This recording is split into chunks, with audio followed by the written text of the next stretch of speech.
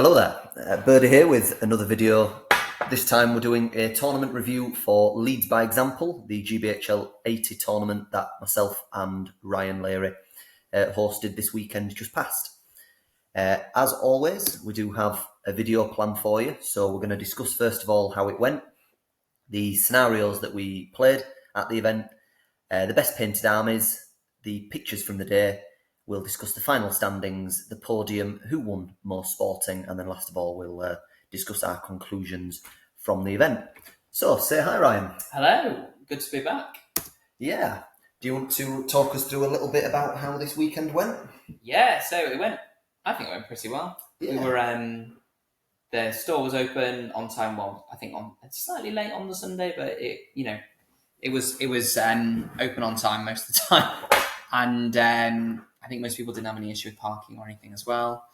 And everyone seemed to have a really good time. Yeah, even though it was a pretty warm weekend as well. It stayed pretty nicely ventilated. We had a few fans in there and air conditioning, so yeah, all pretty chill. It was good to sort of like put the Odys on the map a little bit from the perspective of the GBHL, because it is a great little store. There's a lot of little amenities around, and obviously like they probably made shed loads of money on cans of Pepsi and that wacky fruity drink that they were selling over the weekend. Oh, that was nice. They ran out and had to get restocked.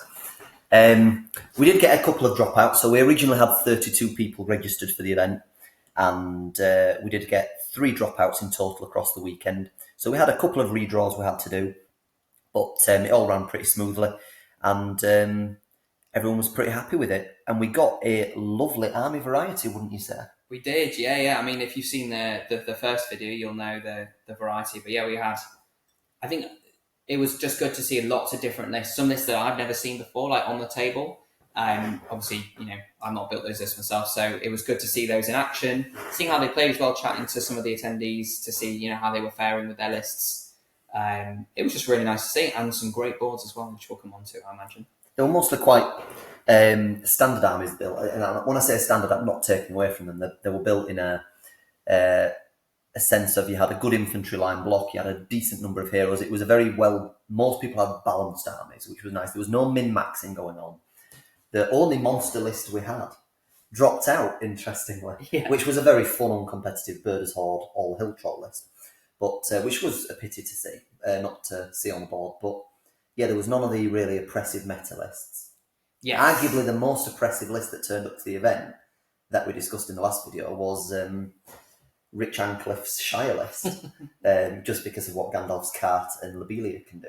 Yeah. But other than that, yeah, it was a lot of good, fun entries. Still competitive armies, but nothing that was oppressive to its opponents. Yeah, definitely. Very nice to see. Yeah, it was just nice to see. Obviously, when we set out this tournament, obviously we had a few lists that we banned to sort of prevent those sort of difficult, not fun matchups. And it was good to see that sort of the reciprocation from the attendees, right? Everyone bringing in really fun lists. No one had bad games, like in terms of like, oh, this army was oppressive or this was this sort of thing. So it was just really nice to see everyone having a good time and got some really good feedback, didn't we? It meant as well, actually, that most games went close to time. There was no games that were over in like 20 minutes and like a quick annihilation because it was a really bad matchup, or it was like a min-max and it had just been a perfect draw for someone. Yeah. Most games were going close to time. Yeah.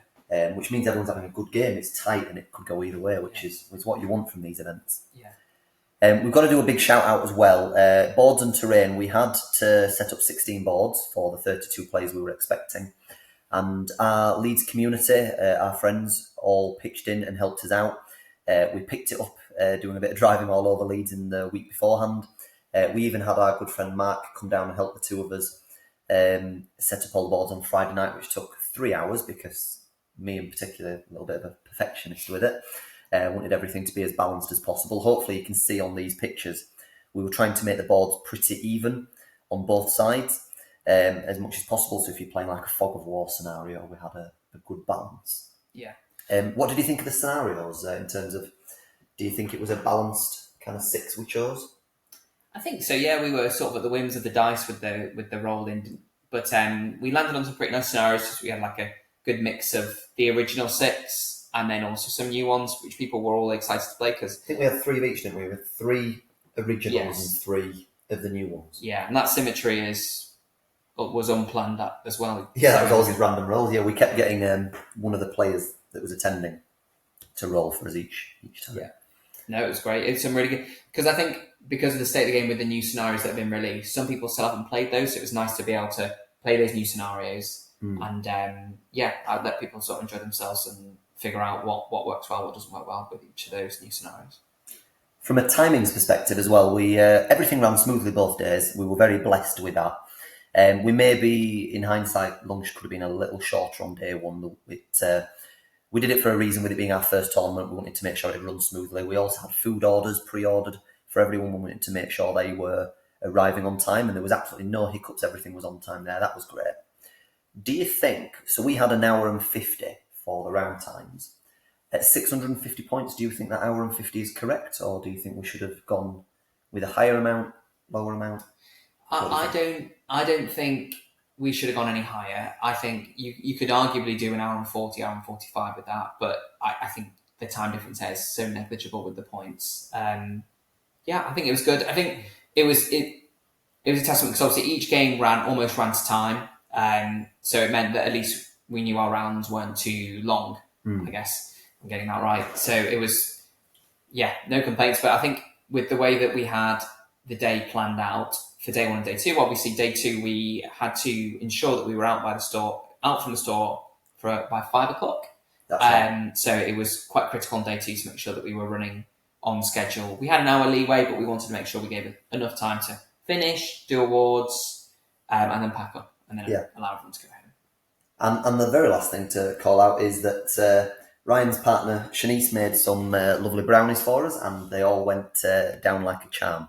Yes. Ran out by end of day one, and there was requests for more. Yeah. So she'll have to do that again at our next one. She'll be pleased to hear that. So there's a couple of pictures here for you all for some of the boards. So you'll have seen on that previous slide, these were 4 of the boards we used, but then we've also got another 5 for you here to show off. Again, donated terrain from our friends. There's a lovely elf board in the bottom corner with a river and a boat. Personal favourite for me is this fortress with a village on the outside of it. What would you choose as yours, Ryan? I'm trying to be unbiased because I set up one of these tables, but I would probably say the top right one. So sort of like that Osgiliath sort of theme train, maybe almost Arnor, like sort of Aridal sort of theme. I do like how you did that one, because it was going from wilderness into the ruins, getting thicker. Yes, I'm not going to claim credit for that one. I think it might have been Mark that did that one. I didn't set the top right one, but it was really nice. But we had some good variety boards. I mean, you can see a snippet of the desert board on the left-hand side of that Rohan village board. So, it was nice to get some good compliments from everyone around the board. Sort of our main focus with setting up all these boards was to try and populate it as much as we can. We didn't want to enhance sort of heavy shooting armies or anything like that. We wanted to make sure that people had enough cover, but also still providing people with the opportunity to shoot and cast magic and, give people line of sight. Yeah, we wanted to provide everyone an interactive game where you actually get involved with your opponent, as opposed to standing there and chucking dice at them while they take people off the board. Yeah. So heavy terrain does kind of help with that. It also gives you some interesting alleyways, and if you look at that fortress one in particular, it almost splits the board into 2. There is a gatehouse you can go through to reconnect, but it just adds an extra element to the game, which I like. Yeah, definitely. Anyway, going on to these scenarios that we did draw, we got To the Death, Domination, Lead from the Front, Seize the Prizes, Sights of Power, and Fog of War to finish us off. I think To the Death getting out of the way in the first round is a good one. It means you're not going to end that as the final game of the tournament, because it can lead to some negative gameplay setups. Yeah, whereas something like Fog of War as the last scenario, I was happy that came out when we rolled for that, because it gives you it gives you incentive to go out and actually get into the board. Yeah, definitely. I think the potential with some of the killy scenarios is people will sit back, especially late game. Obviously, they want to potentially try and preserve their record, which is obviously you want to play the game positively, right? So To the Death is a fun one to start with, right? There's not a whole lot of thinking, so you've just arrived at a 2-day tournament. It's a nice, easy scenario to start with. There's no crazy things to think about. You're just sort of like running at each other or whatever and rolling loads of dice, which is always good. And Fog of War is a fantastic one to finish on. If anyone who didn't attend watching this has checked out the long chunks, you'll notice that some of the score lines in that last game were mental. There was like 2015s and things like that going on. Yeah, there was some very high scoring results. Yeah. One thing to call out, it'd be interesting to see what people think of this. Comment for us if you do have an opinion on this. There's one of these scenarios. I can't remember which one it is. It might be Seize the Prizes or Sites of Power. I believe Sites of Power. There's points scored for wounding or killing the highest costed model in your opponent's army that isn't their general. However, I believe it's Sites of Power, isn't it? Yeah, I think so, yeah. And there was a few armies at the event that would apply to multiple models in their army, where they had, for instance, like 2 captains were the next most expensive model, but of course there was multiple of them. So we declared it that the opponent must declare which one they were going for at the beginning of the game. Now, okay, that gives the opponent maybe an advantage of that, I'll protect that one, but they obviously know who they need to protect from you because they know who their second highest costed model is anyway. So it's not like you're giving away information that's not clear already.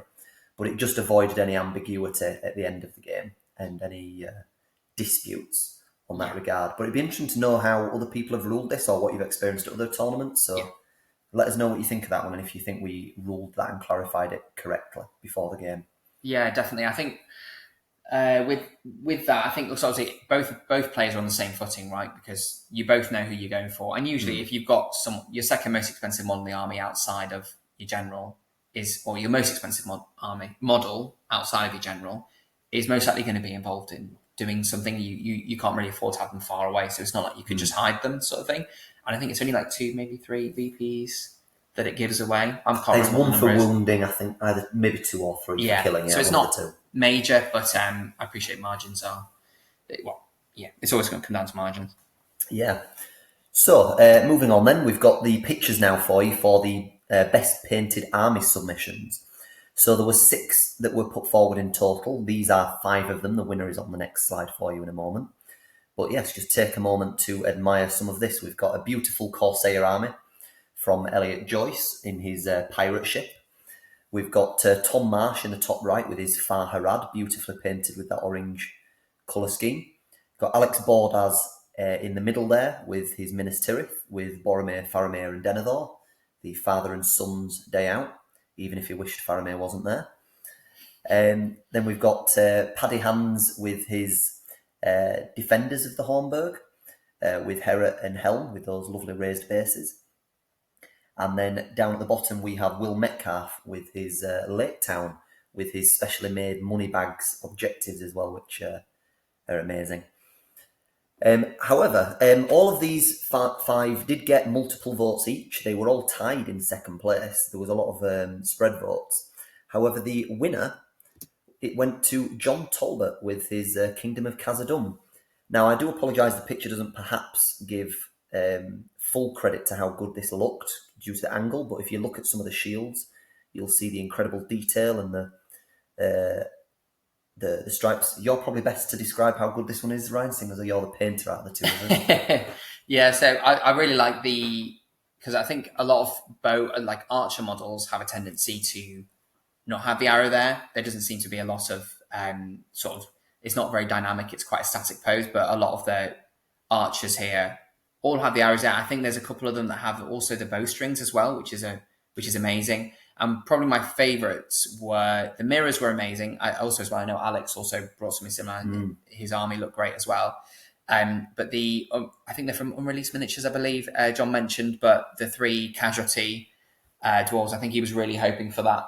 Escort the wounded scenario. I like that. Which it wasn't meant to be, but I'm sure they'll come in handy soon. But nonetheless, I think they were used as objectives. But yeah, really nice army. I had the pleasure of playing this in the first round as the ringer with our Crazy Azogs Hunters list.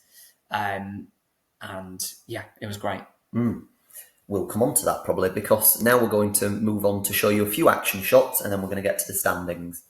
So we have a wonderfully cowardly master in the top left there, just hiding behind a hedge which does seem very appropriate for him, I'd say. It does, yeah. Got some lovely battles over some rivers at Lake Town. We've got the elves in the forest with the dwarves, and these beautiful dwarf banners in the top right. They look fantastic.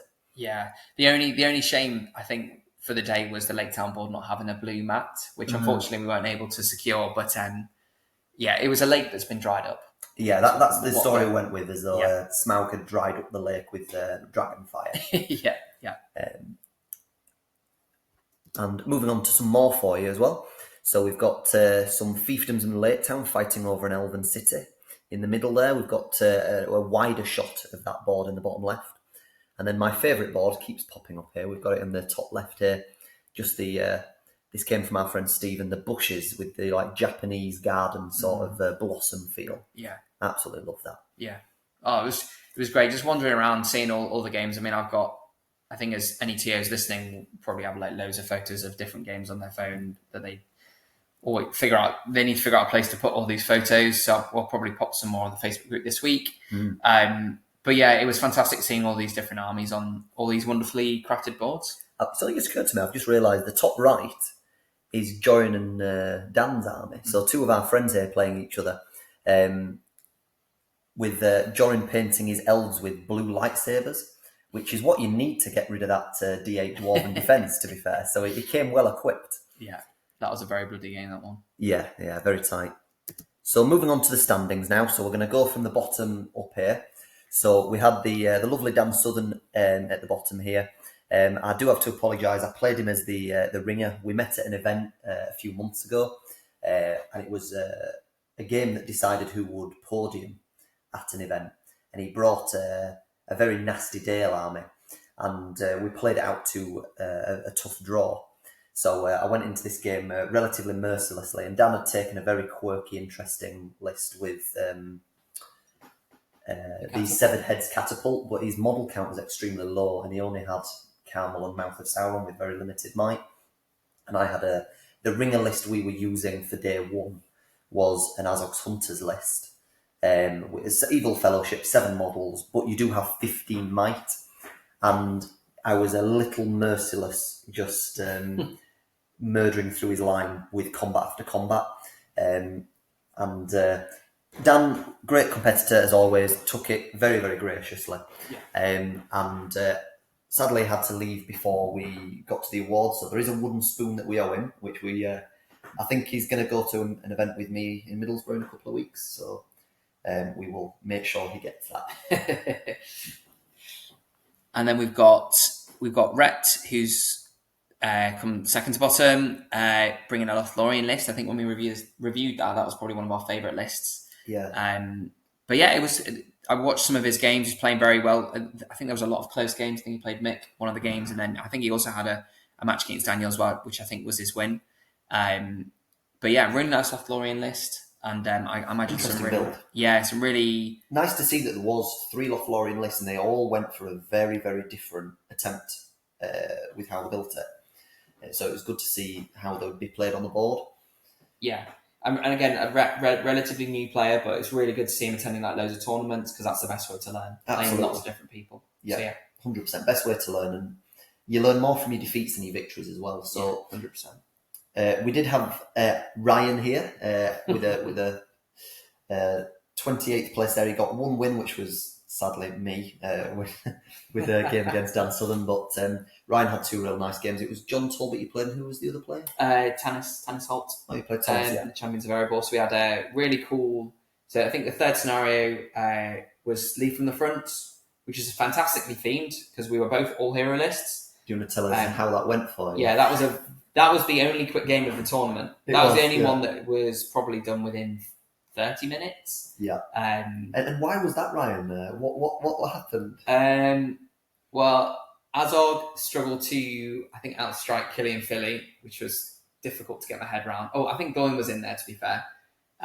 But Bolg got one turned by Thorin and a couple of other dwarves that obviously all have to 2-hand. So his D7 meant nothing. I think he did like 5 or 6 wounds.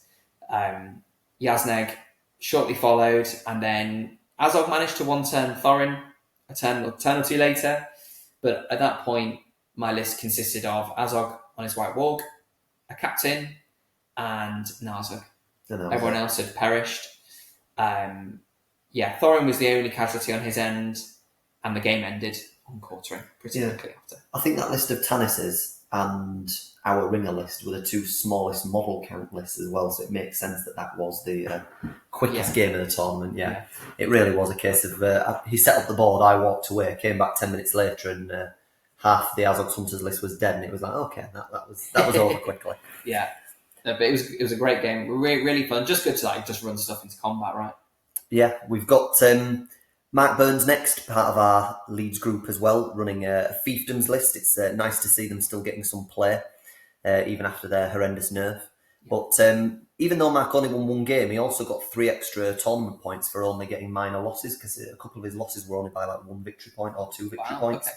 So there were very much on a knife edge some of his games from what I saw with them. Yeah. So he picked up quite a lot more tournament points than you would have expected for a 1-to-5 ratio. Yeah, I think it goes to show, I think with sort of the way the match play, I guess the scene is at the minute, with 20 VPs being on offer, don't lose heart if the game isn't going your way, because there's still VPs you can grab, and VPs are sort of like gold dust, right? Because they're going to help with your margin of victory in the table with Longshanks. Of course, if you use other systems to track your games, I don't know how they work it, but for Longshanks, yeah. So yeah, it's good to see that. And then we had Mick with his Usurpers of Edoras. Fantastically, beautifully painted army. Yeah. As always from Mick. Picked up a win against his good friend Rhett, which was a nice little grudge match to see play out. And then sadly we had Alex Bordas played day 1, but he did have to drop out for day 2. But he did actually perform very, very well in that day 1, getting 2 wins and a loss. Yeah, I think he lost to, I think it was Jonathan, I think. Yeah, one of the day 1 top players, as you can see, is not on the bottom half of the standings here. Yeah. We had Dave turn up with a Chariots list. So he was extremely polite to his opponents throughout, where, of course, Chariots, you don't come across them very often. And he was essentially giving advice to his opponent on how to beat himself, which I saw happen multiple times. So it's incredible sportsmanship, but maybe not the best advice to if you're trying to finish higher in the standings. He was also slightly affected by the boards. We did go quite heavy on the terrain, but when we were setting it up, we were trying to make sure there was still enough manoeuvrability for Chariots, aware that there was a Chariots list coming. Yeah. Wanted to still give him a chance. There was, however, one board that had the terrain significantly moved between one of our rounds in day 2, and he ended up on it. And there was half the board he couldn't access because there was loads of things blocking it. So I came over and spotted it, and we did quickly move it around for him, because he was making a bit of a joke that we'd only given him half a board to play on. But we quickly sorted it out, and had a good game there. But lovely opponent, as always, and good to see him and the group coming down from Middlesbrough. Yeah. They all finished around the same area here. We've got the next one from Middlesbrough. We've got Luke Bilton with his Far Harad list. Yes. This is one you saw a few times. Yes, yeah. So I think this was 2 Mahad Kings, I think 1 half troll, and just everything else was camels. Looked like it had some really fun games. It was great. It was quite funny to see, because I think as a tier, you wander around tables, you blink, you come back 10 minutes later, and like with a lot of cavalry lists, sometimes it doesn't go your way, or it does. So either there are no models on the end of the end of the game, or 10 minutes later, in this case, I think came back to a board. I think there was 1 Mahud. Yeah, the camels are very much kill or be killed. Yeah. Very interested to know what that flag is next to his Union Jack on his profile there. I wonder if that's a northeastern. I'm not sure. I'm not going to try and guess either. No, I've never seen that one before. Interesting. We then had Elliot Joyce, the Pirate King, next. Yeah. With his very fun Corsairs list. He did say at the end of the tournament that his Ballista was not something he'd be choosing again, and he should have maybe taken Dalamir. Really fun army, had a lot of big numbers, but his Ballista just really couldn't hit all tournament for him. He also had a game at night time, which kind of nullified it as well. Yeah. But in hindsight, I think he was saying to me that Dalamir would have been the pick for him, because he just struggled to deal with a really big hero. Any big hitter, his list just didn't really have an answer to. He's got great numbers, he's got hitting power, he's got throwing weapons, he's got some shooting, but none of his heroes can deal with a big hitter. At least Dalamir, he's got strike, he's got defence, you've got smoke bombs, all of this. You've got a few different things you can do. Yeah, it's got a lot of tools.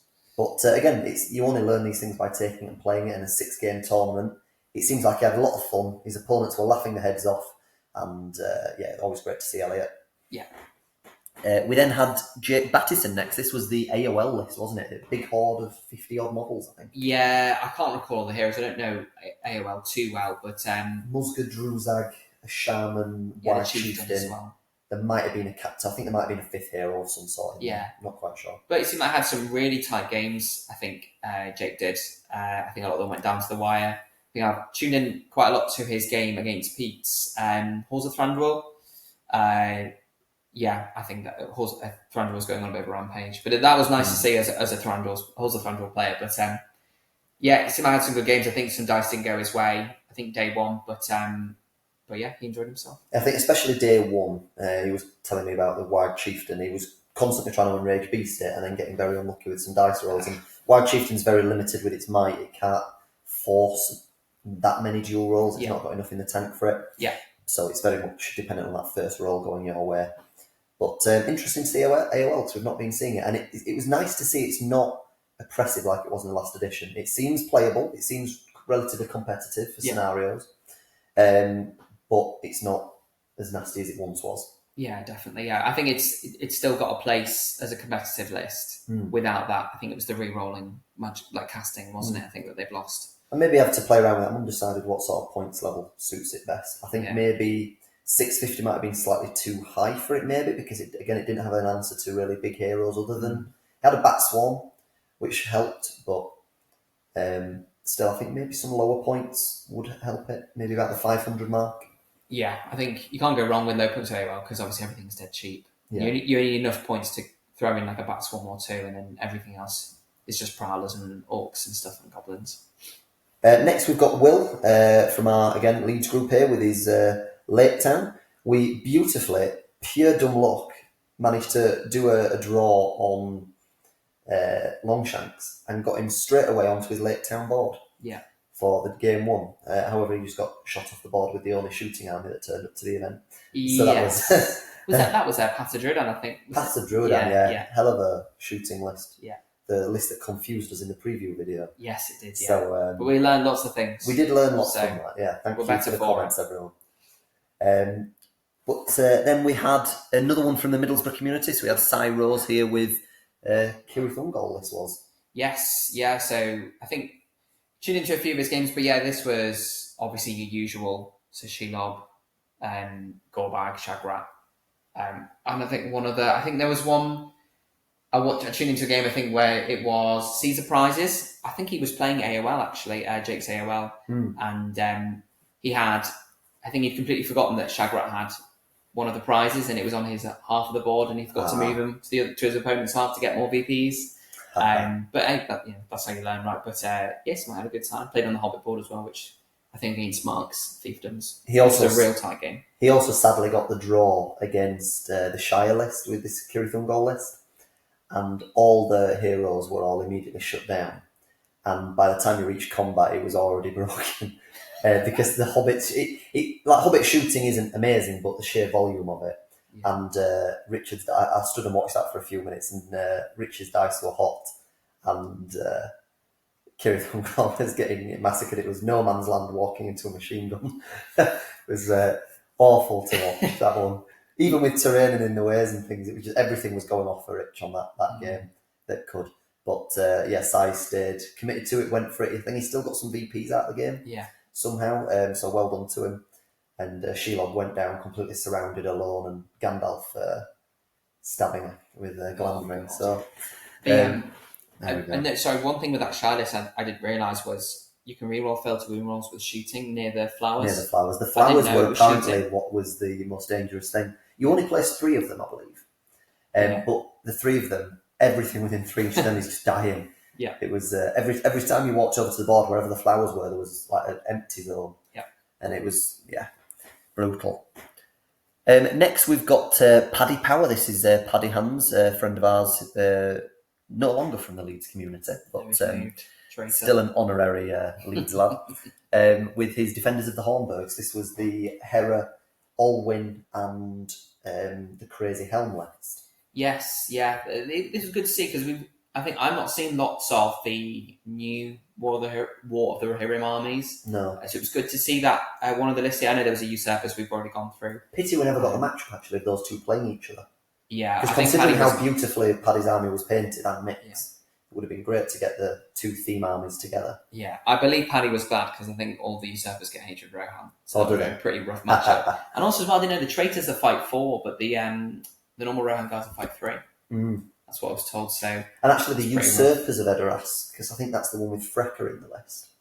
Freka gives a +1 fight value, so they go to fight 4 as well. The Wildmen.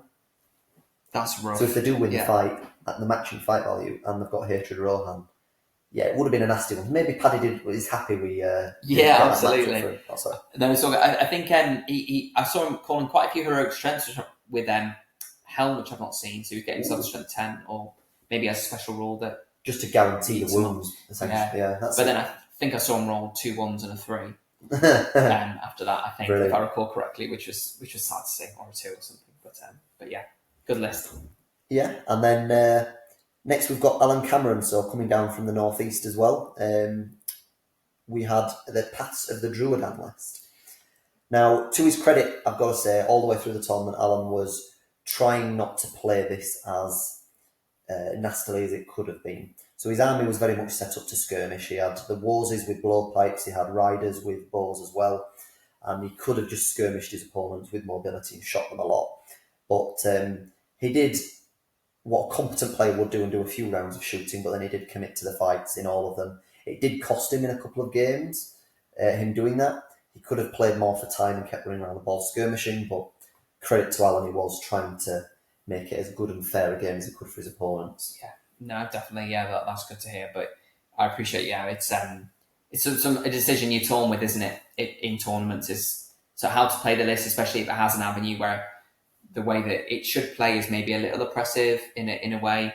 But yeah, I did see one funny thing happen to him actually. He was on the elf board and he was on the bridge, and he sent his entire Warses warband plus Gambari Gan up there to deal with like 2 elves. I think it was elves.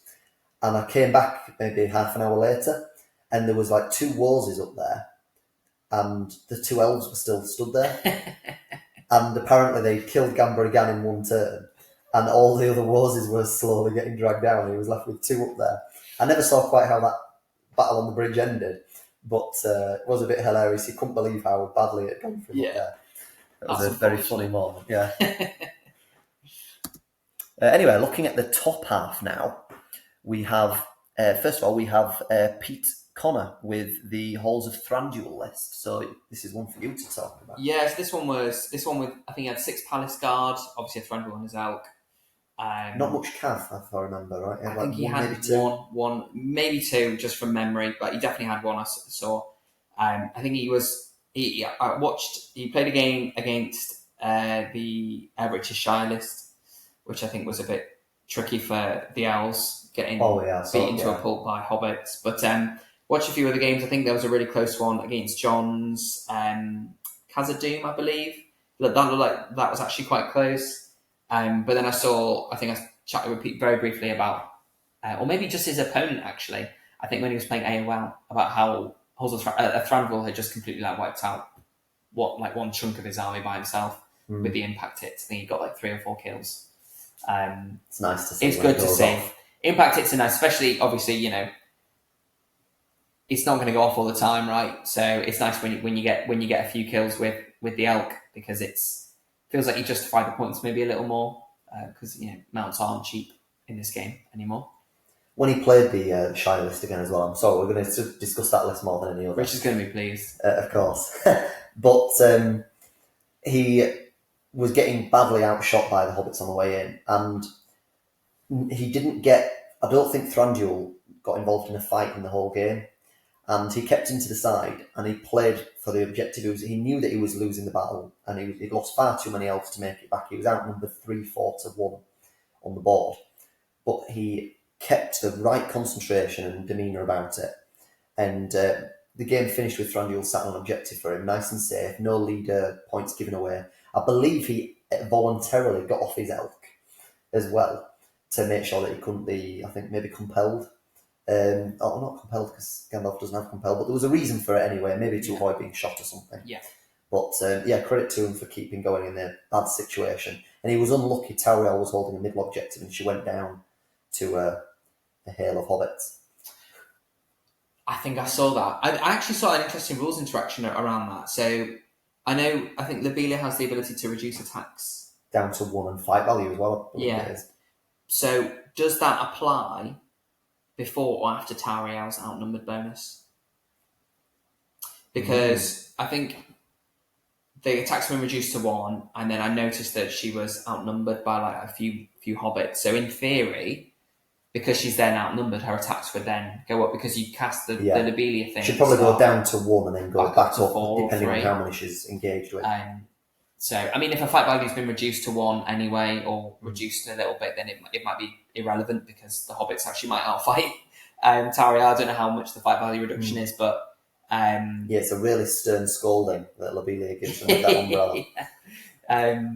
But yeah, and it was just nice to see some more surrender. There was quite a few elf lists at this tournament, but none of them, they all looked like nicely balanced. There was no Rangers and Mirkwood, so all the elf lists were lovely to see on the board and lovely to look at on the army list as well. So. Always. And then we had Jermaine, the Leeds guy that's betrayed us and joined the Sheffield team, with another Lothlorien list. Now, he went heavy on the casting. He did a double caster with Galadriel and Celeborn, but he still had Haldir in the list as well. So he had quite a low model count, I think around 30. 31, yeah. I think, yeah. But he had no mobility in the list. I believe there was no cav at all. He's discussed with me actually after the tournament. We've had some conversations about the list and how you could build it differently. Yeah. And there's a bit of debate as to whether, if you're going to drop down to 1 caster, do you stick with Celeborn or do you stick with Galadriel? Because at first, I'll tell you what I think, and then you say what you believe on it. But Celeborn is, at first glance, you think the auto include, because he's the one that gives you the 3-inch +1 to wound bubble. And he's got a 3 point of will each turn, but he's only got 3 starting will. So really, most of the game when you're casting, you're only ever going to be using 1 will, the free one, or maybe 1 will with it. And really, the only decent spells that you'd be reliably using is Transfix. His other spells aren't great. He's got Enchanted Blades, but if you're casting it on a hero, you don't really have a big hitter in the list to cast it on, really. So I was actually, at first glance, you think it's Celeborn, but I'm going to change my opinion on it now, and I've said this to Jermaine. I actually think Galadriel's the auto-include, and I think Celeborn might be a trap in that list. Because he gives you a +1 to wound, but it's only a 3-inch bubble. And if he's not doing much else for you in the game, a 3-inch bubble is only affecting maybe, at best, if you arc your line, maybe 8 fights, more likely 6. And if that's the case, you're paying a lot of points for not much that he's providing you. And if you put elves on the front and you've got guards of Galadriel caught behind them pikes, or even just space supports and a banner, you've got a lot of dice in there, 2-handed with the guy at the front. You've probably still got a decent chance of wounding. Do you actually need that +1 to wound? I don't think you do. And Galadriel's got, not only has she got Transfix, she's got Compel. I do maybe think the Mirror might be a bit of a trap. You get +1 to priority, but getting the Fate back doesn't really help you because her and Celeborn are the only ones with 3 Fate. All other heroes on the list have got 1. The likelihood is if they lose a fight, they're probably dying. And that's actually... Restoring Fate's not helping much. Yeah, and that's arguably the same for Galadriel and Celeborn because they're both D3. So if they... And because you've got them at the back of the line, you're not going to have them in fights. So if they are engaged in combat, it's usually because they're most likely trapped in a really bad situation. So they're probably going to die in one go.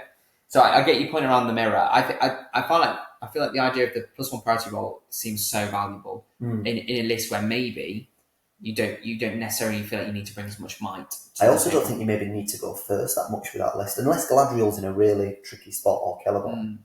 You just soak up.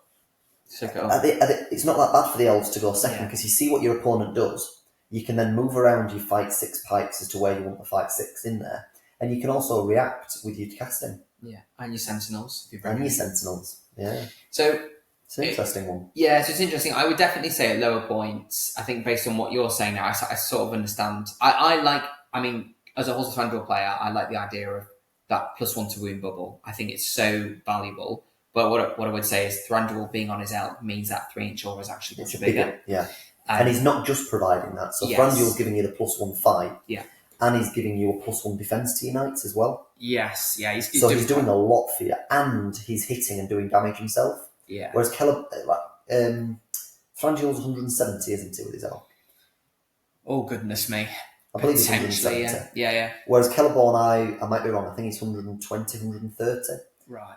And if you think that 40 points difference, okay, you've got a little bit of casting in him, but it's not brilliant casting, because it's only a 3 point and 3 will behind it. Yeah, so I would say I would definitely include...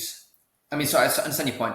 If I was building a Thorian list, I would still try and make it work, because I like the idea of that +1 to wound. The double casting is nice, but it does mean that you're relying on your spells going off to ensure that any big things are shut down, because your troops, don't get me wrong, if you can transfix, a big hitter, they don't roll a 6, and then you can go in them, you can two-hand. If you've got the +1 to wound close by with Celeborn's sort of aura, then you are going to chop stuff down, but it needs to be by sheer weight of dice rather than like a hero doing something special like maybe Thranduil would do.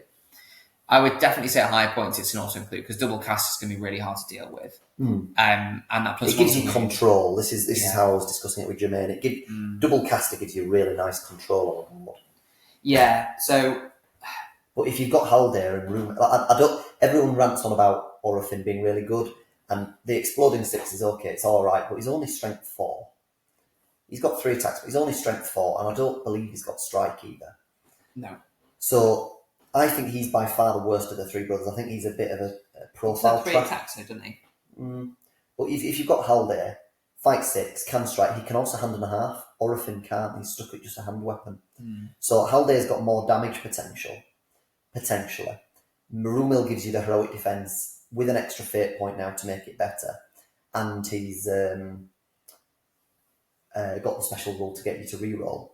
I think Galadriel with the Haldir Rumil would be the most interesting. We didn't see that trio as a build in this tournament, but on a lot of messing around and building yesterday, I think on paper to me that looks like what I'd say is the way to go. Personal opinion. Yeah, no, fair enough. It'd be interesting to see what people think, how they would build Lothlorien at 650. Would you take 2 casters? Would you just take 1 and take more strikers, or just more heroes with might and bring more might into the list? Yeah. Sorry to rant on about that so much. I was just looking at it quite a lot yesterday, and it's an interesting conversation to have. And considering there was quite a number of Lothlorien lists at this event, good one to discuss. We then had Tanis's Erebor Reclaims. This is the all-hero army. Was it 8 models, 9? 8 or 9, yes. I should remember giving that. He took most of the standard ones, right? So he took Thorin, Gloin, Nori was in there, I believe, Killy, and he had a couple of Ori. You had Ori in there, and you also had Biffa, or basically the guy who does the free heroic moves if he does the and then the free two-hand and get the might back from Ori. Yeah. Makes sense. I think they're the obvious ones to choose. There was no Balin in the list then, no? No Balin, or Dwalin either. But I mean, I'm a big fan of Dwalin, but I appreciate he might not actually be as high up on the list of things to take, because there are cheaper dwarves that do similar things to him. Just Gloin compared to Dwalin, he's a little cheaper and arguably just as good, if not better. Because you're not leading troops in that. You don't necessarily worry about the heroic tier. I think day 1 Tanis was 2 and 1. I was quite surprised actually in a way, because obviously everyone can bring in only 8 models to a tournament is always going to be tricky. I think because you're going to play some. 2 of the games on day 1 were objective games as well, so he'd done extremely well to come out 2 and 1. Yeah, I think he used the heroic marches that you can take, that you can do with any of your. You can do heroic marches and charge in that list. So, and because I think he had 19 might. Which is crazy. So you can easily do like 2, 3, 4, 5 heroic marches with your army and not really worry about your might count. You can even get the might back later on as well with Ori if you're killing heroes, which the army is very good at doing. Yeah, I think I had in my game against Tanis actually in the lead from the front. I think it had the time of hero special rule. That as well. Yeah, so when they killed Bolg, I think 2 different people got might points back. Oh wow, that's crazy. Yeah. So Thorin stroke got his might back, and I think he did a heroic combat of Bolg as well. Fun fact with I think it was Dorian. You know your game's not gone well when your opponent's that confident they're heroic combating off what sounded like a full health Bolg as well. Yeah. It was a risky play, but Tanis plays I think he's played Florence Company in last edition as well. He plays the Dwarves Yeah. very well. He knows their weaknesses, so he tries his best to sort of like adapt in those games where the weaknesses are sort of like sort of made. I don't know what the word is, but yeah. So I think he played the list very well. Moving on next, we've got Matthew Hare. So he brought the Host of the Dragon Emperor. This was the one with Dragon Emperor and Ratabi, and I believe he had 30 models. There was a drum on a cataphract in the list. Now, first thing we will just say about this is Matt Hare, I'm sure you are in agreement, you want the Shire banning from all tournaments going forwards, because he lost his Dragon Emperor to Hobbit shooting. So he 3 in the ways as well he had. Not at first. So he assumed his D7 would be all right, and maybe didn't believe the Hobbits would do much damage, and he took a lot of shooting straight away, and the Dragon Emperor was down to 1 wound straight away. So, and that was just on the first turn, walking up the board a bit, and then the turn after he put 3 or 4 in the ways. The Hobbits did all their shooting, went through and killed the Dragon Emperor. So, bit of an uphill battle after that when you've lost a third of your army before the game starts, pretty much. Took it well and kept plugging away. I think he lost the Dragon Emperor in quite a few of his games, actually. He lost it really early on in another game, but Ratabi managed to pull things through and be a proper nuisance for the rest of the battle. Interesting build. I think there's little ways he could have changed it as well. There was maybe the idea of Brogir over Ratabi, but I get Ratabi did really well and she's a fantastic profile. But always great to see Matt did well with 3 wins, a draw and 2 losses, so he's the first person that was more than 50%. Yeah, no, I think in that game, he played every game to the end. It was noticeable that he wasn't giving up throughout the game. I bet he was having a really good time as well throughout, so it was really good to see. Losing the Dragon Emperor when obviously your list revolves around it is always going to be really tough. But to maybe pull some wins or just get some VPs or tournament points out of the bag, right? Even with that, that's really good. And then above him, we've got Jorin Garman. So this is another Lothlorien player. This one was the one that believes in no casting and went with Haldir as the leader, Rumil, and just a captain, which you don't really see taken, but does give you March in the list. He went with a bit of a horde, so it was a 36 model elf list. Did very well in some games, came out with 3 wins again, a draw and 2 losses. And this is the one with the lightsabers. He did sadly lose that game with his lightsabers against the dwarves, which was a big one, because if he had have won, he was on a slightly better record than Dan going into that game, and it would have put him in contention for the podium. Yeah.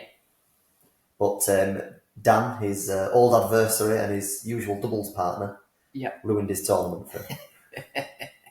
It was I think he had probably the most guards Galadrim Court, I think, out of the 3 lists that have been brought, I believe. Yeah, probably right. I think so. Maybe 5 or 6, maybe. Manoeuvring those to give you fight 6 in the list, it means you've not only got the fight 6 of the captain and Haldir to deal with, and obviously the hero, goodness me, Rumel. You've also then got fight 6 and maybe just some regular old Joe at the front. I think Horde Elf lists are terrifying because the one thing Elves lists generally struggled with last edition was numbers. Being able to get numbers up was tricky. So every time you lost an Elf, you really felt it. But I think in the list that Jorin had bought, losing a model wasn't so much trouble for him because there was another one that could take a place. And Jorin's strategy is he very much aggressively 2 hands a lot with the elves. So even though he's taking that defense penalty, losing his shield when he's doing that, it doesn't matter when the do dies, he says, he's got so many, but when he wins, he's actually putting out damage, which you can't say for usual elf lists. So, absolutely. Considering he's hardly played this year as well, good performance. He's finished top half and very good. Above 50% with the wins. Yeah. So well done there. Next, we've got Matt Hudson, who brought a Minas Morgul list. Yeah, so this one was... So there was 2 Minas Morgul lists, and this one was the one with the Witch King on the Fell Beast. On the Fell Beast, yeah. And I can't remember the rest of the list. Probably a captain or 2. I think the list kind of builds itself, isn't it? Yeah. It's a captain and a taskmaster and things like that. I think he might have multiple captains. I think 2 captains, maybe. Yeah, but his army had it was really nicely painted, but the bases were lovely as well. We got him on the board that matched them as well. He had almost like an Osgiliath style base to them, and it matched perfectly with Osgiliath ruins in the river and everything. Yeah, but he looked like he had some really close games. I think he had a really close game with Paddy. I think game 6, I believe, or game 5. So, and that went down to the wire. Against Nick as well. I was watching that game quite close because I knew it was an actual top table game. And it looked very, very dicey for a long time for Nick. I thought Matt had it, and then he had a bit of bad luck on one side of the board, and then Nick managed to catch him out with one of the guys holding the prizes, and nicked it near the death and managed to get a win over the line in typical Nick fashion. But Matt gave him one hell of a game, and the look on Nick's face throughout was quite nervous and worried. So you definitely put the scare into him, and the Witch King on Felbeast provides such a threat that you've got to consider. Yeah. It was probably the scariest monster at the event. Yeah, absolutely. Yeah, scariest and only monster potentially. Was there another monster? Shelob. Oh, Shelob, of course. Yes, yeah. But he's definitely more of a threat. Yes, definitely. Yeah. So yeah, well done to Matt there. Even though he had a worse record than the two below him in the rankings here, because he got major wins, he actually has finished above them. So well done, Matt, as well on maximising your victory points there. Yeah. Because you've actually finished above 2 players that have better records. Yeah, that's good. Do you want to tell us about the next one? Yeah, next one was a gentleman called Edward who brought Erebor Reclaimed. This was Thorin. I believe there was Norrie in the list as well, and there was another dwarf hero, I think, and then it was just a bunch of Iron Hills. There was 3 dwarves. I can't remember who the other one was. Yeah. Yeah. There was definitely Norrie. Thorin, and then there was... Who was the third? I'm sorry, Edward. You will have to tell us in the comments. Yeah, if you're listening. Yeah, but I think he was. I mean, obviously you can see new to Longshanks, potentially new to the scene. I've not seen. I've seen him at a few events before. Okay. I'm sorry, I don't know your surname, Edward, and you didn't actually put it in the Longshanks either. But I've seen him at quite a few events, and he's done pretty well. Always a nice player to chat to. It was lovely to see another connoisseur of Norrie, because he's only 75 points. And I think he's slept on a bit because of how good Gloin is for 100 points. But if you're looking for really good value, Fight 5, can strike. He's got Defense 9, which is more than almost every other Erebor Reclaimed hero. Yeah. I think maybe only... I don't even know if Thorin gets that. I think he's the only one at D9, yeah. Also the ability to shield. If he gets in a really bad spot, he can just stick 6 dice and shield. Very, very underrated model, I think, underused. So it was nice to see it. And I also saw Edward use him very well throughout the tournament. Yeah. He had one bad Maelstrom game, which I believe was one of his losses. I think that was against Jorin, actually. And sadly, Norrie's warband ended up completely isolated, and Norrie and his bunch of crossbows all went down very, very quickly. But he held on well on the other side of the board for much longer than I thought he would. But yeah, nice to see Norrie. Yeah, definitely. I think Tanis was raving about Norrie as well, and as someone who has very recently painted Norrie up, I'm quite looking forward to giving him a run out in Battle of 5 Armies. It just justifies what we've been talking about for the last few months, yeah. But yeah, I think just being able to soak up blows from like big hitters, like for example like Imrahil. I can't think of anyone else, maybe even like Gothmog, stuff like that, right? Just being able to just throw someone in, and you don't have to strike, because if they win, they need 6s by 4s to wound you at strength 4, 6s by 5s, strength 3. Yeah. So incredibly good hero. Very cheap as well. Yeah. And then we move on to the most evil player that turned up to the tournament. Yeah. Mr. Ancliffe. Yeah. The purpose of this entire video. The purpose of the whole video, yes. So we'll try not to discuss this too much, but I might get too passionate and we'll monologue for 10 minutes. So this was his Shire list. It was a 64 model Hobbit list. We've talked about it loads in the preview video if you want to listen to me get passionate about it in there. But didn't do quite as well as I thought it would and should. However, one thing we did discuss before we recorded this was actually Richard arguably got the most difficult draw of players in the whole event. Yeah. Because Richard played the eventual first, second, third and fourth, I believe. He might not have played Alex, but I think he played everyone else. Yes, he played against eventual first place, third place and fourth place. And they were the 2 losses and the draw that he got. However, his other 3 opponents he beat. Very, very strong list. Rich played it very well.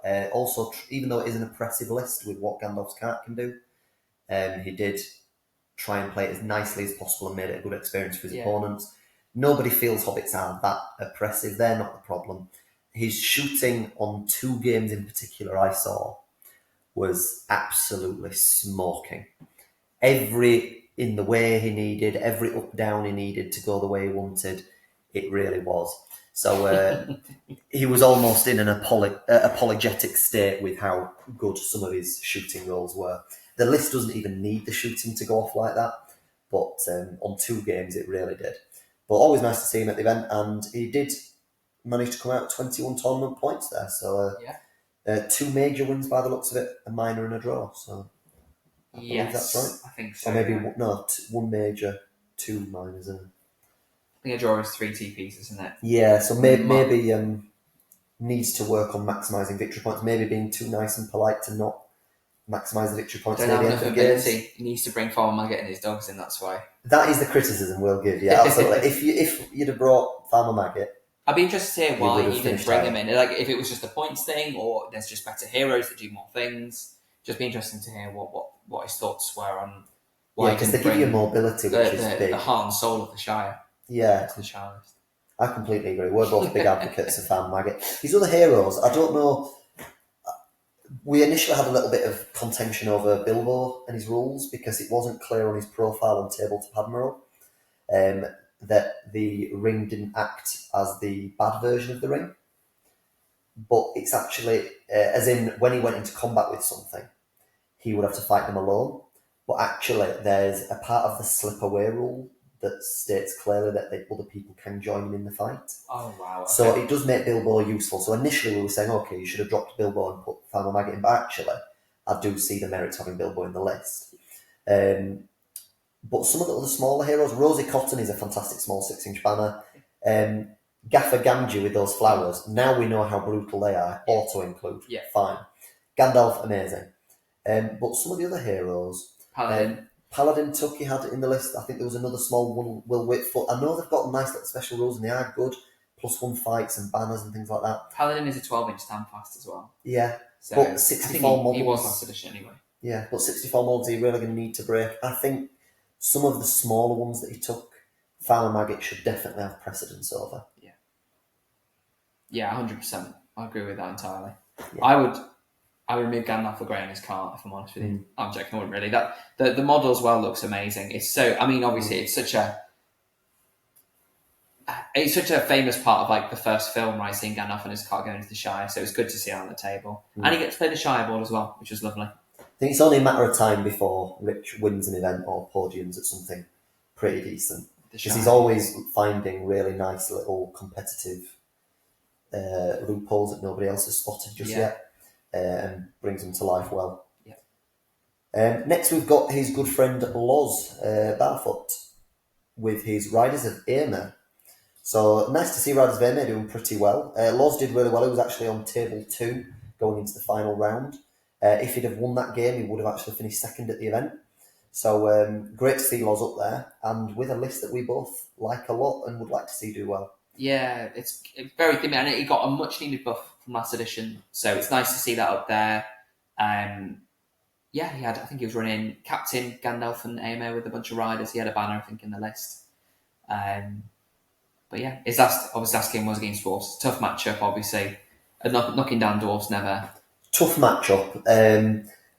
From watching that game, so I watched over the top 2 tables all the last round, and Loz kind of knew it himself with the game. He tried to engage in a shooting war initially with the Dwarf Rangers, and I think he was expecting it to be able to shoot some of them out and then he'd be able to have the shooting dominance, but they were hitting on 3s, wounding on 5s, whereas he's hitting on 4s or 5s because he was moving some of the time as well, and then needing 6s to wound, and he did get unlucky. His shooting should have been a little better than it was. I don't think he got any wounds in the first 2 rounds of shooting at all, and he lost only a couple of riders, so it didn't look too bad, but he quickly realised that it was the wrong strategy. Then he went forward and he tried to engage, but he just called the Look to the Sun 1 turn too early. He just put Gandalf about 13 inches away from being able to get engaged, and not even that, I think it was like 12.5 inches. It was so tight, we had to properly look at it, but he was definitely out. and it was just one turn too early. So when he called it, he didn't get enough. He got some awful rolls that turn, and it just ruined the game for him. He did make one minor mistake with EMA, and we discussed it afterwards, and it was the case that when you've called your luck to the sun, that's the turn you want to get damage out. And he heroic combated away from the fights, so he was set up for next turn. And in all other scenarios, I'd say that's a great strategy. It means that you've got this constant threat of a 12-inch EMA coming flying in. But just on that turn, you need to maximise your damage, because they've got -1 to the dual roll. You've got a great chance of winning the fight. Yeah, you could do some real damage, especially dwarves as well. You need all the help you can get. Yeah, that's the turn he needed to go well. Yeah. But yeah, well done for being up there, Loz, and being on the top tables in the final round is a great achievement. It shows you're almost there, so keep it up. And then we've got an opponent you faced, John Talbot.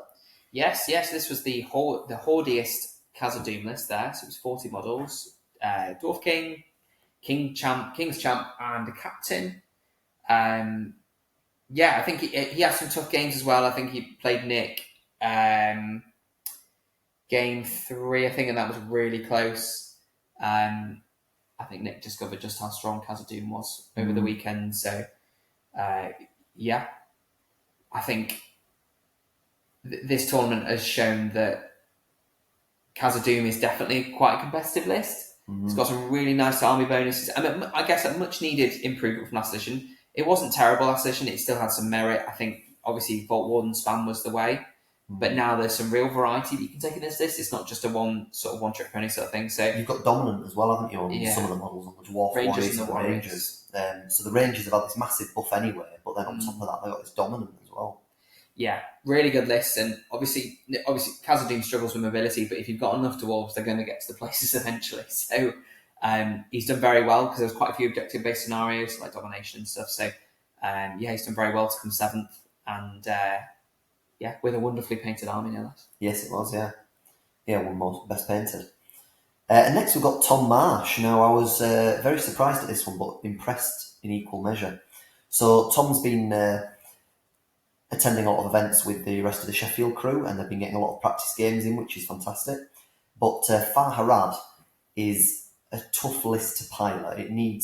It's one of these that's got a very high ceiling for what it's capable of, but if it goes wrong or it's piloted badly, you will lose a lot of games with heavy score lines, because it goes down very quick when it starts to lose. So for Tom to be up here, he was on table 1, top table, for the last game of the day. If he'd have won that game, he would have finished 2nd in the event as well. Very, very impressed. Did amazing. There is just one very funny thing we've got to say, however, is the very last game of the day we were playing Fog of War. And the very last turn, the very final combat of the game, his king was completely surrounded by multiple Minas Morgul orcs and a taskmaster. And Tom had charged, had won the fight, rolled a 6 with the fight value, and had to choose what he was wounding. And relatively, knowing that the game was about to end, relatively not caring so much at this point, just said, I'll just put wounds on the orcs. And the game finished 30 seconds later, and the first question I asked him is, why didn't you try and put wounds into the Taskmaster? That might have been his opponent's protect for Fog of War. His opponent had also been quite obvious with his exclamations that he was very nervous and bricking it after losing that combat, that it was going to affect his victory points. And Tom actually got 3 wounds as well from his king, so he would have won turn to the Taskmaster for definite. And the killing those orcs didn't affect anything. It didn't get in the break or anything. And after we revealed the note, that was actually Tom's target to kill in Fog of War, and it was Nick's protect. So it was a massive 10-point VP swing. And it wouldn't have affected the final score. It would still have been a victory to Nick. It would have still been a 12-10 win, but it instead became 17-5 when it should have only been a 12-10 loss. And that game was very, very tight. Could have gone either way. So very well played there, Tom. Nice to see Far Harad up there. Yes, yeah. I mean, I've not seen Far Harad this year. Not all, no, I agree. I played it once last edition, right at the end. We had 2 at the weekend. Just testament to the variety list that we had. Fantastic to see. So, yeah, so keep it up, Tom. Very impressed with that. And just remember who your target is next time. We've all been there and done that occasionally. Yeah. But stay focused right till the very end. Write it on your hand. Yeah, something like that, right? And then in 5th place, from our Leeds community, we have Mr. Daniel Marshall. Yeah, so he had... oh my goodness. Oh, so we had Thorin Stonehelm, the 3rd. He had Gimli and Gloin in the list. That's right. And a bunch of Iron Hills. He had a couple of crossbows, which unfortunately didn't do much for him all tournament, from what I gathered, even in the shooting at night scenario. Yeah. But yeah, I think as we alluded to previously, he had a grudge match, game 6 against Jorin, a nice Dwarf vs Elf scenario, and it was, I think, one of the photos as well, earlier on in the video alluded to, I guess, a momentary scene in that game. It was a proper clash over the bridge, and I think the Dwarves just slowly chewed through the Elves, which is good to see because Elves are the fight value. They always win the fights. They do struggle to kill, but it was good to see Dwarves winning fights and killing stuff as well, which is sort of what they're good at. But he played very well with that list, given that he didn't have any mobility and he's come out with 4 wins and 2 draws. That's really good. Considering it is a Dwarf list and he had no mobility, his VPs as well, if you look at the 3 players beneath him on the same record, he's outscored them in VPs by minimum 10. Yeah. And for a Dwarf list with not much mobility, he's done very well. We did discuss before in the preview that I thought his army might be a little too killy and he might need to be careful not to kill too quickly and end the game before he's got objectives. And it looked like we had the conversation during the tournament and he had that in mind and he played it very well. So nice to see Dan up there and doing well with this list. Yeah. With his beloved Dwarves. Yeah, definitely. There is, however, a player above him here with even more VP. So this is Jonathan Swallow from the Sheffield team, Fellowship of Steel. He had the Army of the Great Eye, finished with 75 VPs and a massive margin of victory as well. I think as well, outside of Rich Ancliffe, who has the highest strength of opposition, Jonathan is second on that. So he had a very tough matchup of players he came up against. The wins he got, he did manage to maximise the victories. And this is a list that I really like because me and him have been building similar lists and we've been talking a lot. This is a list we're going to take forward, which is Army of the Great Eye running one of the 2 named ring wraiths, either Dark Marshal or Knight of Umbar. In this case, he ran Knight of Umbar with Razgush, a Bat Swarm, and a nice amount of models. I think he had 47 models off the top of my head. It's a good model count as well. And he had Gorbag with...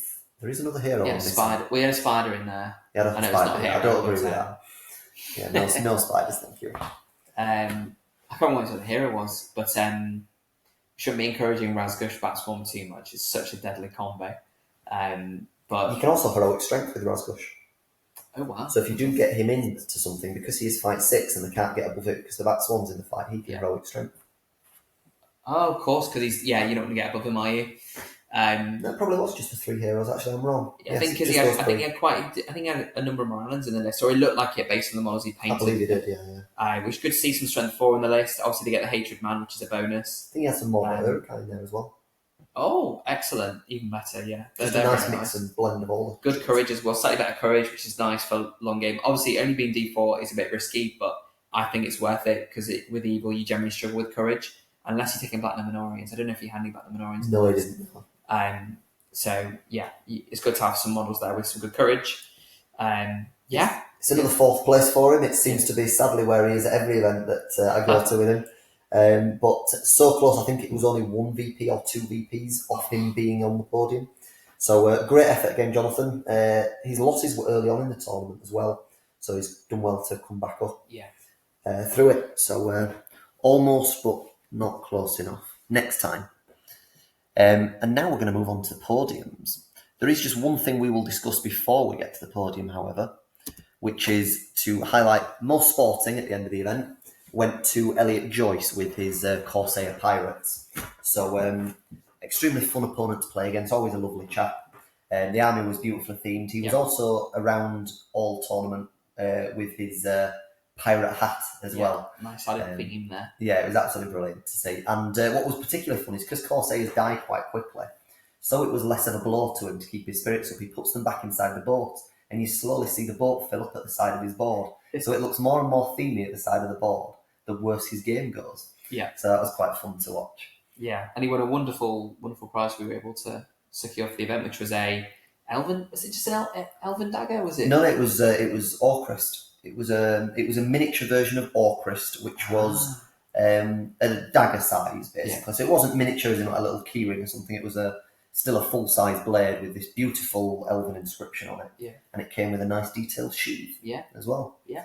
So well done to Elliot for making everyone's tournament enjoyable. Yeah. And now we'll move on to the podium. So, first of all, third place, Tom Slevin, getting himself a Gandalf the White mounted with Pippin on Shadowfax, brand new all boxed and everything. Got in third place with 4 wins, a draw and a loss, picked up 66 VPs, so did very well on scoring.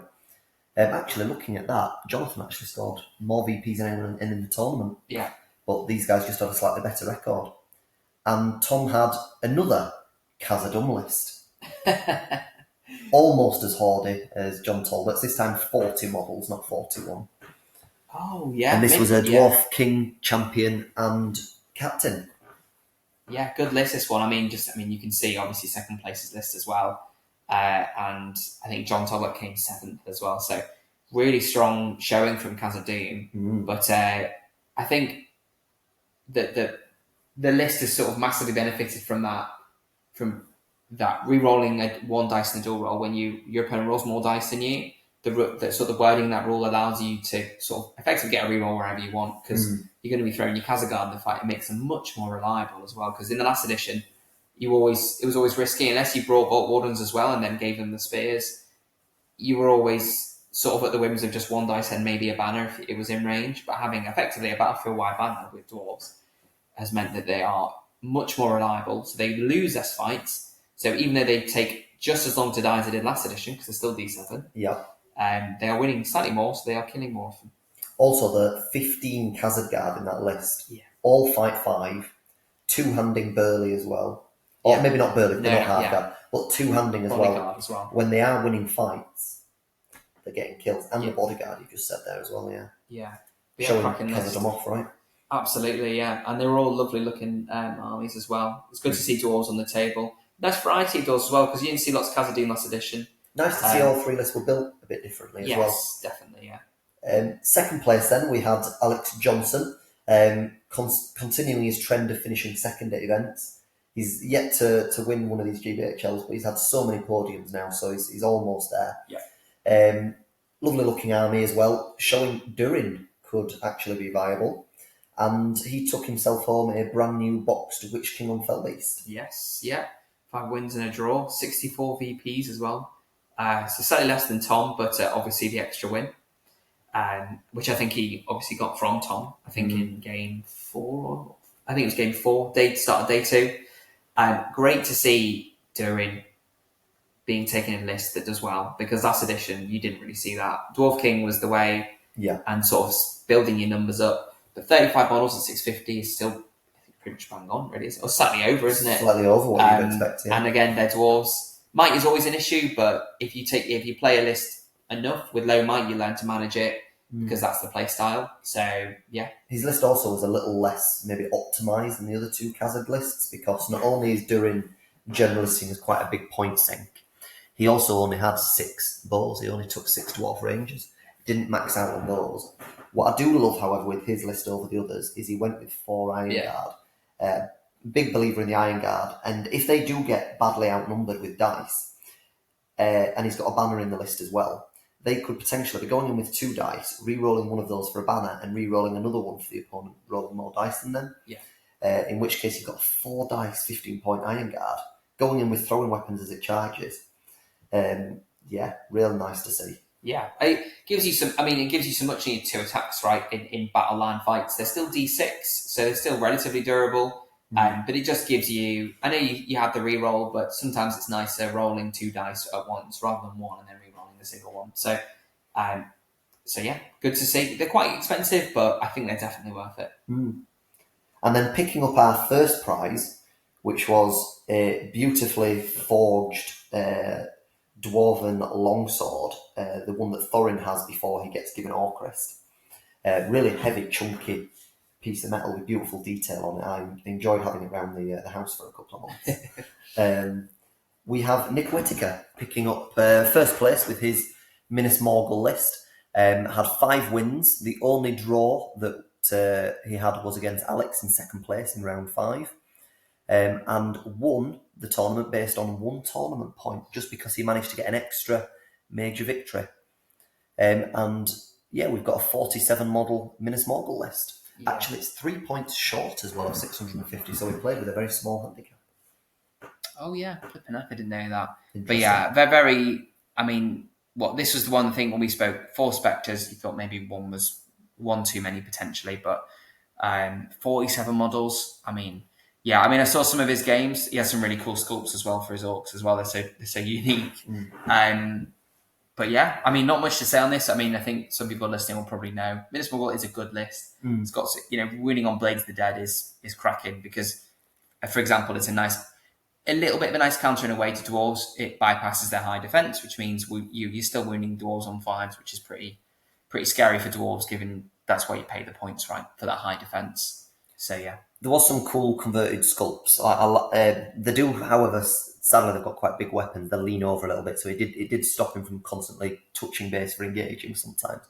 The only one slight criticism, and he does need to get it sorted before he takes that to another event, is his heroes need to be more clearly painted to make sure that they are more visible for the opponents. On a couple of games, he put loom bands on them to try and make them more visible.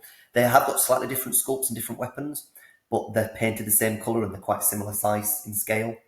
So there was a couple of opponents that just mentioned they were struggling to identify those. Not a problem, and Nick, of course, was pointing it out and making it clear. But yeah, nice army, how he played it, and yeah, well done to him. Done well for the Leeds crew winning it. Yes, good to represent the Leeds community, but yeah, very tight at the top, as you can see. So yeah, I mean, I think there were a couple of people beneath this as well. Like if results have gone slightly different, it's going to shoot them up to the podium. So what I quite like about these kind of tournaments, especially 2-day tournaments, you're always within with the shot. If you're sort of fighting around that top 10 mark, sometimes a big victory can catapult you up to that top 3 or something and get you that the much desired podium. Shows how important it is as well to get the major victories. Make sure you focus on getting those last few victory points where you can, because it does all come into it at the end. Yeah. Especially on a 2-day event anyway. Yeah, absolutely. So, yeah, that is everything from us. Did you enjoy running the event, Ryan? I did. It was great. It was nice going around hounding everyone to type their results in. No one was bad. That wasn't a jab at all. But I was making myself useful. But it was really good. It ran like clockwork. Everyone was lovely. Everyone made it quite easy to run. Yeah, and it was just such a friendly event, really. And I'm sort of quite motivated and excited to host another one. Yeah, definitely me too. Yeah. Everyone was great. We got everything cleaned up afterwards and tidied away. Everyone that helped with terrain, we really appreciate it. Thank you very much for that. And I'd like to thank you, Ryan. Thank you very much for doing it with me. It made it a lot easier, the two of us between us. Yeah, definitely. You stayed on top of everything when one of us had to be distracted. Yeah. Yeah. Yeah, I think that's sort of one of the merits of sort of co-TOing, right? Not feeling like the pressure's solely on you to run everything, especially if you need to be a ringer. It was nice for one of us to be able to, sort of dive in and play while the other one's still hosting, and we were alternating work week day one. So I got to. I mean, I drew the longest straw because I got to play 2 games rather than 1, but I did lose both of those, so maybe not so much. Yeah, you were very nice to the opponent. / played it badly. Not so cutthroat as well. I accidentally was. But I hope you've all enjoyed the video, and to all of you that attended the tournament, great to see you all. Thanks for coming. And I hope to see you at the next one. I'll see you at some tournaments soon. And if you have enjoyed the video, comment, let us know what you think of what we've said of the tournament. Like and subscribe as well to see future content. I've got a few things I've already got planned that I'm going to do in the next week or 2. And take care, everyone. Any final words from you, Ryan? No, thank you for having me on once again. And looking forward to doing more of these tournament reviews, if I'm honest. It's good. Lovely. Right, have a nice evening, everyone. See you later.